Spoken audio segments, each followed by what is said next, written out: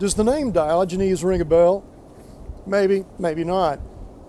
But in his time, 2,300 years ago in Greece, he was extremely well known, one of the great Greek philosophers of the time. Well, what do we know about Diogenes, and what difference does that make for you and me today? Well, illustration. I was just a pup when I first heard about Diogenes. I heard of him by means of this story. It's a well-known story. It seems as how Diogenes was a bit odd. He had a habit of walking around in broad daylight, a bright, clear day, just like this one today, holding a lantern, a lit lantern. And he would do this in public places like the public town square or at the market. And he'd hold up the light to the person that he walked up to. And then maybe a bit of disappointment in his eyes. Let the lantern down and go walk off, find some other poor victim and do the same. And then let the lantern's light guide him in broad daylight. Oh, Diogenes apparently didn't have any significant eye problems. This was an illustration. He was the illustration of his philosophy. What was his philosophy? Well, you found that out if you just didn't happen to know him and you had enough nerve to walk up to him and ask him, why are you doing this? He would always give the same reply. I'm looking for an honest man. We're a little bit rocked on our heels, aren't we? We have to chuckle because the point is instantly clear to us. Diogenes was saying, this world is so full of falsehood. It is so dark with lies and untruths. And it's in all of us so much. I'm just looking around, apparently in vain, to find anyone who's truly honest through and through. I'm just looking for life beyond the lies. Wow. I'm looking for an honest man. Well, actually, that's the English rendering of what Diogenes said, and it's a bit misleading. It's a good point, but it's a bit misleading because in the original, Diogenes doesn't use the word honest. He just simply says, I'm looking for a man. I'm looking for a human being, a real, true human being. Now, to understand what Diogenes meant, you would have to understand what Diogenes believed. What Diogenes believed is that truth, all the truth that a human being needs, can be found within themselves. They need not go looking for it someplace else. It's within each and every one of us. And though we differ in the way we look and express ourselves on the outside, we all have that same absolute truth within us. No variation. We just need to be able to get in touch with that portion of our spirit to know what to do. And here's where the rubber meets the road, then go do it. Yeah, to be consistent. And that's what Diogenes was saying. I'm looking for a human being who is truly in touch with what is true. They've looked deep into their heart to know what is truth, and they believe it so that it affects their behavior. Indeed, they have become what they believe. And I'm sadly disappointed to say I don't find very many people like that. Now, one might be tempted to just turn the tables and say, well, Diogenes, do you practice what you preach? How do you live what you believe? And no one really had to do that because it was obvious. What do you mean it was obvious? Well, it's because you had to know some of his cardinal principles and just look at him. One of his guiding philosophies of his philosophy was that possessions were a bad thing. And so you needed to live your life divested of all possible possessions. Diogenes had three. Yeah, three. That's it, period. And only three for a time. Eventually, he whittled it down to two. What were the three possessions, you ask, out of curiosity? Well, he had the most essential, just the barest of clothing. And he had something for shelter, something of a mobile home, you might say. Imagine a large jar, very shallow. Think maybe about the size of like a culvert opening, but with a back. Just wide enough for him to get in and big enough to kind of curl up or curve around in and have some shelter from wind if it was the right direction, or from the sun and have some shade. Not so much from rain or any other elements, though.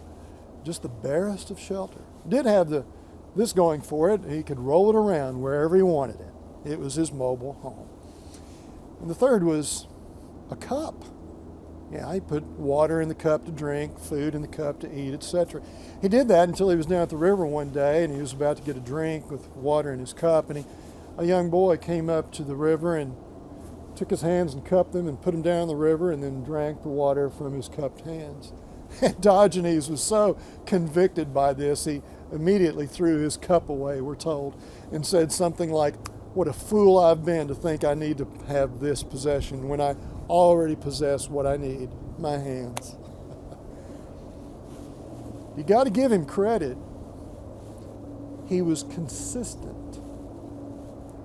He dared to put into actuality, to put into truth, to put life real in tune with what he believed, what his heart was about, who he was in spirit. The two had become one, spirit and body. They both said the same thing. You know, I am of the persuasion that all the stories in the Bible are better than average. But if you were to ask John, the beloved disciple, the disciple arguably closest to Jesus Christ, what he considered was one of the better than average stories that he recorded in what we know as John's Gospel, I'm fully persuaded John would have said, "Oh, well, how about the Samaritan woman at the well when Jesus talks with her at high noon in the city town square?" Yeah, it's a better than average story. Spent over 40 verses recording it. It's one of the longer accounts in the Bible of someone talking with God or the Son of God.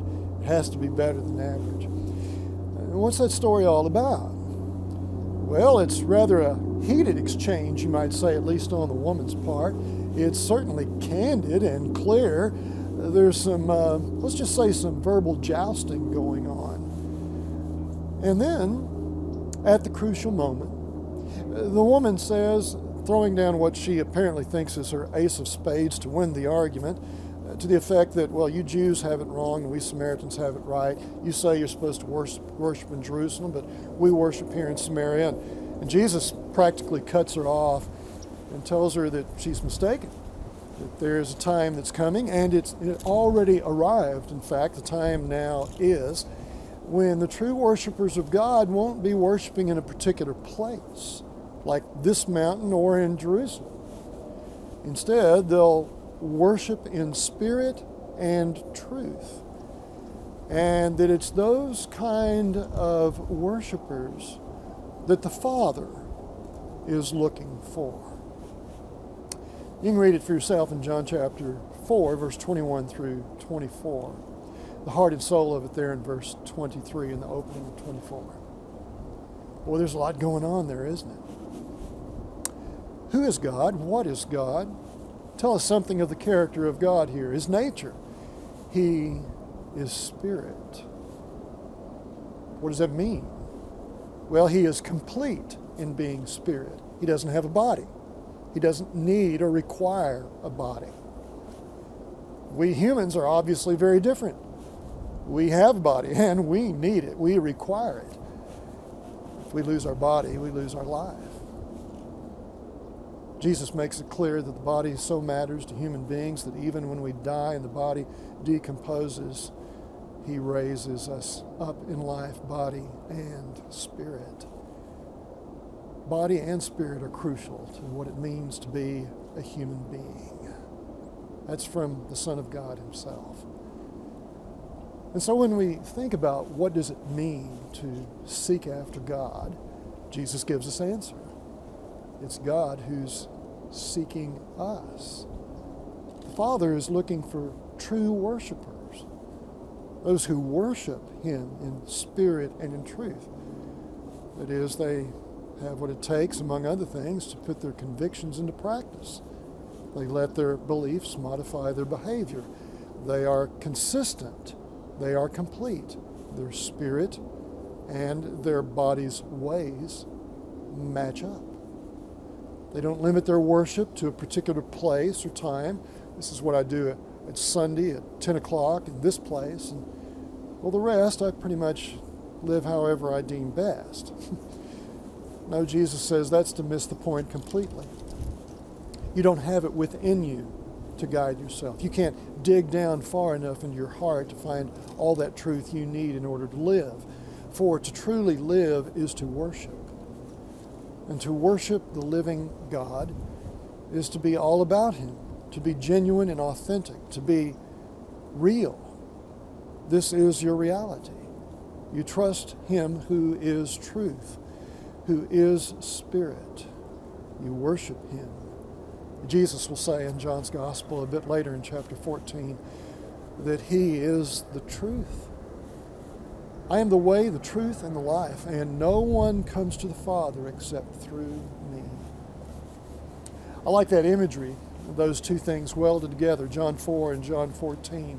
John 4, God is looking for us. The Father seeks us. He's looking for worshipers, people who worship Him all the time, in any and every place they find themselves. The clock or the calendar doesn't mention to them. Christ is all that matters to them. The one who is above time and yet has stepped into our time. The one who is Spirit and yet has abided in our space. Yeah, our space, even skin on. This cosmic Christ who understands us through and through. It's only when we look for the Father who's looking for us and look for Him through Jesus Christ that we find who we were meant to be, what it means to be a real human being. And then the light shines on us brightly. Then we understand that just as surely as the wind is blowing through my hair right now, God is very close by all the time. And when we drink that in, when we take that into the deepest part of who we are, God is very close at hand all the time. He is Spirit. Then surely our ways will change, won't they? That is, if we dare to have the courage to carry out our convictions. God is, and He is in Jesus Christ.